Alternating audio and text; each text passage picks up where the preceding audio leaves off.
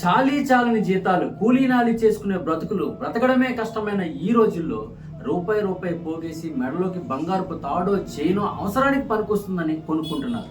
విద్యకో వైద్యానికో డబ్బు అవసరానికి బంగారాన్ని కొన్ని ప్రైవేట్ బ్యాంకుల్లో తాకట్టు పెడుతున్నారు.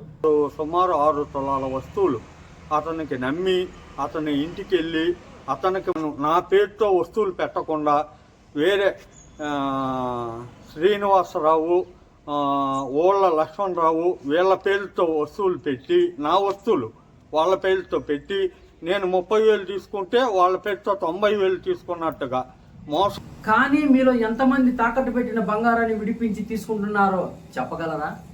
ఒక ప్రైవేట్ బ్యాంకులో పనిచేసిన ఉద్యోగి తక్కువ వడ్డీకే బంగారంపై రుణాలు ఇప్పిస్తామని చెప్పి 30,000 రూపాయలకు పెట్టమన్న బంగారం 90,000 రూపాయలకు పెట్టి అలాగ ఎంతో మందిని మోసం చేసి పరారైన ఘటన విజయనగరం జిల్లా బొబ్బిలి పట్టణంలో చోటు చేసుకుంది.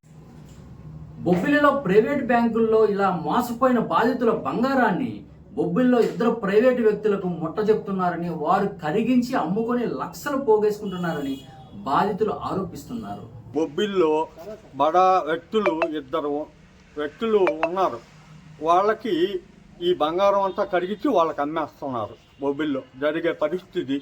ఈ వీడియోపై మీ అభిప్రాయాన్ని తెలియజేయండి. మీరు బంగారం పెట్టి మోసపోయిన బాధితులైతే పోలీసులను ఆశ్రయించండి లేదా మీడియాకు తెలియజేయండి.